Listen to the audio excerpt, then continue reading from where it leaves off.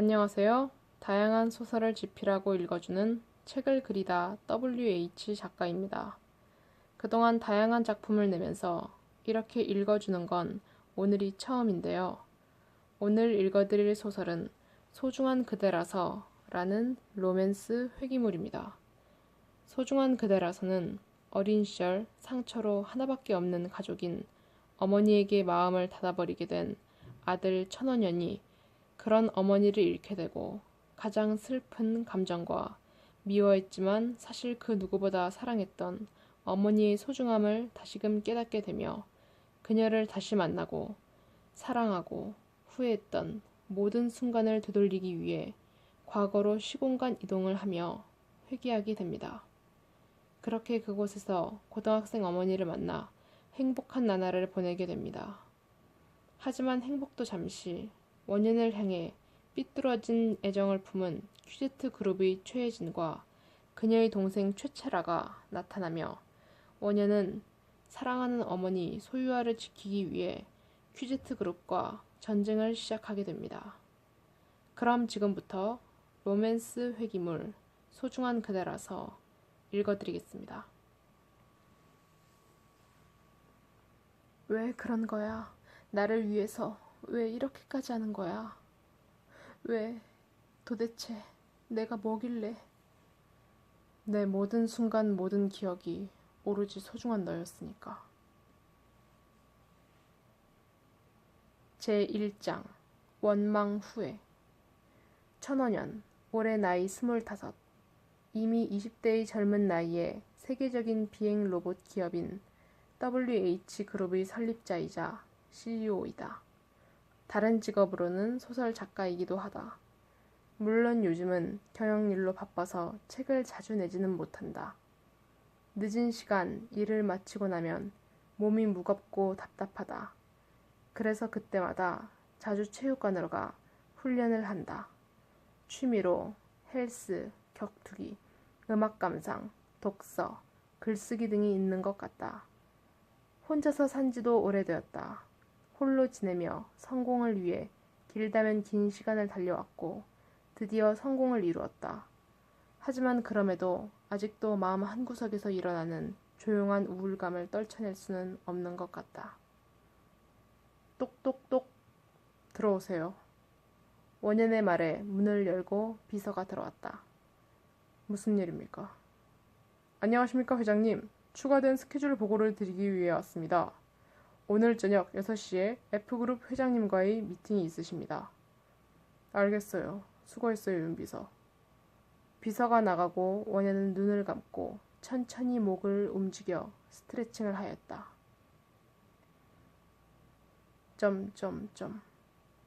그때 휴대폰이 울렸다. 띠리링, 띠리링. 원현은 고개는 고정한 채 눈만 내려 휴대폰을 보았다. 발신자의 어머니가 표시되었다. 원현은 휴대폰을 들고 통화 버튼을 옆으로 밀었다. 여보세요? 원현아, 엄마야. 밥은 먹었어? 네. 회사 일로 바쁘지? 힘들겠다. 조만간 얼굴 한번 보자. 우리 아들 얼굴 안 본 지 너무 오래됐다. 갈 때 너한테 줄 것도 있고. 원현은 고개를 숙였다. 아니요. 앞으로 이런 걸로 전화는 삼가주세요. 미안해. 바빠서요. 먼저 전화 끊을게요. 원현은 통화를 끊었다. 뚝. 답답하다. 숨 막힌다. 전화가 올 때마다 느껴지는 감정들이었다. 그녀와는 더 이상 함께할 수 없으니까. 이미 모든 것이 예전에 끝났다. 용서를 구하고 감정의 시간을 속죄한다 한들 무엇이 달라질까? 결과는 이미 망가져 있는데. 원현은 다시 눈을 감았다. 그 뒤 의자 뒤로 몸을 젖혔다. 천원년. 그는 자신의 어머니를 사랑했다. 하지만 동시에 그녀를 원망했다. 원현은 어린 시절부터 집안 환경이 좋지 못했다. 유복하지 못했다는 뜻이 아니다. 정서적인 모든 것들이었다. 대부분을 힘든 시간 속에서 살아왔다. 그리고 그런 환경 속에서 의지할 수 있는 하나뿐인 존재인 어머니는 자신을 방관했다. 그 모든 것이 상처와 흉터가 되어 그의 마음에 남았다.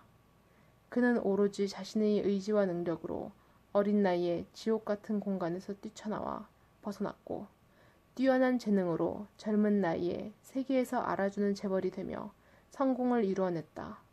하지만 그렇다고 과거가 사라지는 것은 아니었다. 쓱. 원현은 손목에 시계를 보았다. 4시 50분이었다. 자리에서 일어났다. 구르릉. 그때 먹구름이 몰려왔다. 원현은 창밖을 한번 바라보고 코트를 들고 밖으로 걸어나갔다. 빵빵. 아, 이거 퇴근 시간이라 생각보다 막히네요. 원현은 차에서 비가 내리는 밖을 바라보았다. 왜 이렇게 신경이 쓰이는 걸까? 그래도 6시까지는 충분히 시간 맞춰 갈 수 있겠습니다. 점점점. 띠리링. 원현의 휴대폰에서 소리가 울렸다. 모르는 번호였다. 뭐지? 통화 버튼을 밀었다. 여보세요. 혹시 소유아 씨 아드님 천원현 씨 되십니까? 예, 그렇습니다만 누구신지. 서울대병원인데요. 어머니께서 현재 심정지로 인해 의식이 없는 상태십니다. 바쁘시더라도 조속한 방문. 툭.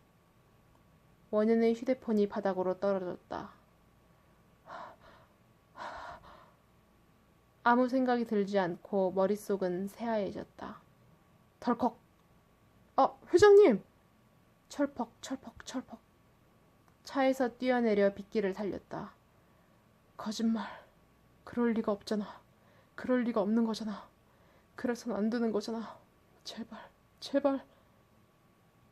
머릿속에 아무것도 떠오르지 않는 와중에 어린 시절의 순간들, 어머니와 함께했던 순간들, 원망했던 순간들, 사랑했던 순간들, 모든 과거부터 지금까지 기억들만이 빠른 속도로 눈앞에서 주마등이 되어 스쳐 지나갔다.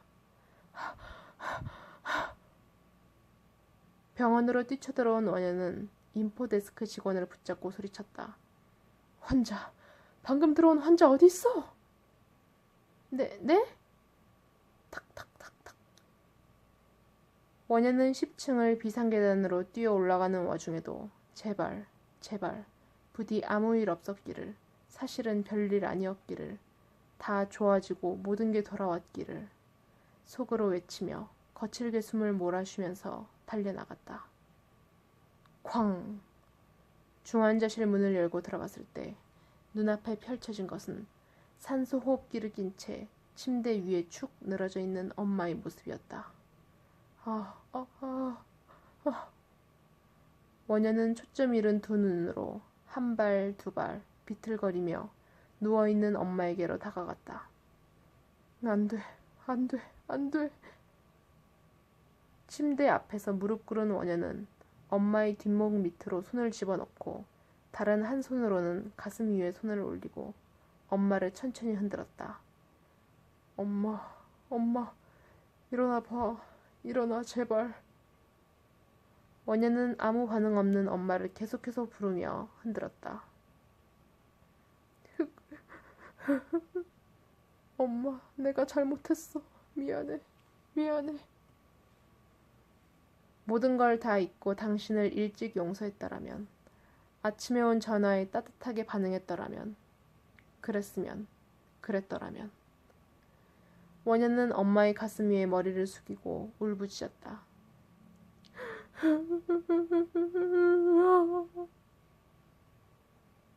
아무리 울어도, 아무리 괴로워해도, 아무리 불러봐도 엄마는 일어나지 않았다.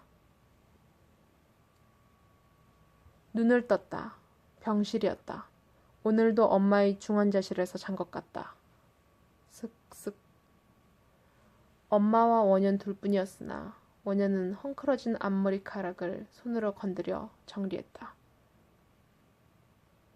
원현은 엄마의 앞으로 다가가 이불을 가슴 위까지 올려드리고 조심스럽게 머리부터 얼굴을 쓰다듬었다. 그리고 천천히 손을 내려 어깨를 지그시 잡았다. 침대 위에 양 팔꿈치를 올리고 아무 말 없이 엄마의 눈 감은 얼굴을 바라보았다. 벌써 10일이 지났다. 원현은 엄마가 계신 중환자실에서 매일같이 지내며 엄마를 보살폈다. 하루에도 십수시간씩 엄마의 얼굴을 바라보았다. 그는 이제 남은 인생, 남은 시간을 전부 그녀의 얼굴을 바라보는 데만 사용하고 싶었다. 원현은 목도리를 잡아 자신의 얼굴 앞으로 가져와 눈을 감고 얼굴을 묻었다. 엄마가 주시려고 했던 목도리. 아들 추울까 하며 백 안에 핫팩과 함께 넣어놓고 주려 했던 거였다. 원현은 목도리를 품에 안고 천천히 숨을 들이마셨다. 병력을 보았는데 그간도 어머니께서 스트레스로 인해 심장이 좋지 않으셨습니다. 게다가 뇌혈관도 많이 약하셔서 약을 꾸준히 복용하고 계셨는데 갑작스럽게 뇌출혈까지 함께 겹치게 돼서 회장님께서 신경 써주셔서 그동안 치료받으며 증세가 호전되어 갔습니다만 갑자기 이런 증세가 나타난 건 예기치 못한 급성 스트레스가 가장 큰 원인이 되었던 것 같습니다. 원현은 의사의 말을 듣고 괴로움과 고통, 죄책감 속에서 마음을 잡을 수 없었다. 10일째 현재에서야 조금은 진정이 되었지만 그 전까지 그는 제대로 정신을 차리고 살아갈 수 없었다. 엄마와의 마지막 통화가 원현의 기억 속에 남았다. 계속해서 떠돌아다니며 그의 마음을 괴롭게 했다. 결국 고통과 그로 인한 원망은 더 큰 고통을 낳는다는 사실을, 그것을 왜 이제 알았을까? 시간을 되돌릴 수만 있다면, 다시 과거로 돌아갈 수만 있다면, 그렇다면 엄마를 용서하고 놓치지 않을 것인데. 엄마를 바라보던 원현의 눈에서 매일같이 반복되는 눈물이 흘러내렸다. 그는 손등으로 눈을 천천히 닦아냈다. 그리고 엄마를 잡은 손을 따뜻하게 문지르고 이불을 덮은 가슴을 손으로 토닥인 뒤 자리에서 일어나 중환자실 밖으로 나갔다. 드르륵. 원현은 문 앞 어두운 복도에 서서 있었다. 두 눈을 감았다. 엄마. 오직 그 생각뿐이었다.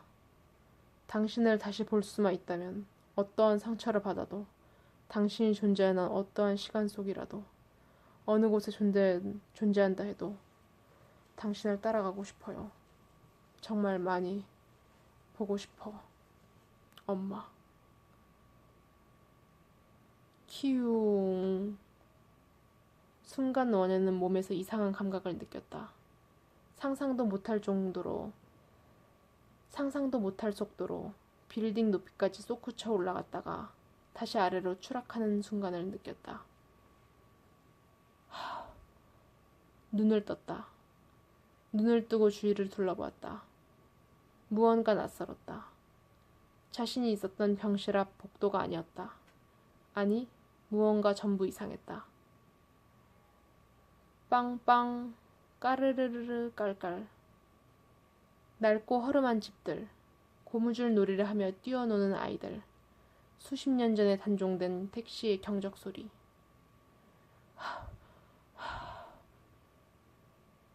원현은 갑자기 자신이 여기에 있는 것과 주위 상황에 상황하여 다리는 바닥에 고정한 채 계속해서 두리번거렸다. 자박, 휙! 원현은 자신의 뒤에서 느껴지는 인기척에 뒤를 돌아보았다. 어깨 밑까지 내려오는 밤색 중단발에 크고 또렷한 눈망울, 낡지만 깨끗한 교복을 입고 한 손에 아이의 손을 잡은 소녀가 원현의 뒤에 서 있었다. 원현은 소녀의 얼굴을 뚫어질 듯 바라보았다. 아무 말도 할 수 없었다. 달랐지만, 말이 안 되었지만 분명히 느낄 수 있었다. 소녀는 자신의 어머니와 같은 얼굴이라는 것을. 네, 여기까지가 소중한 그대라서 1화 내용이었습니다. 다음번에는 소중한 그대라서 2화 내용을 읽어드리겠습니다. 안녕.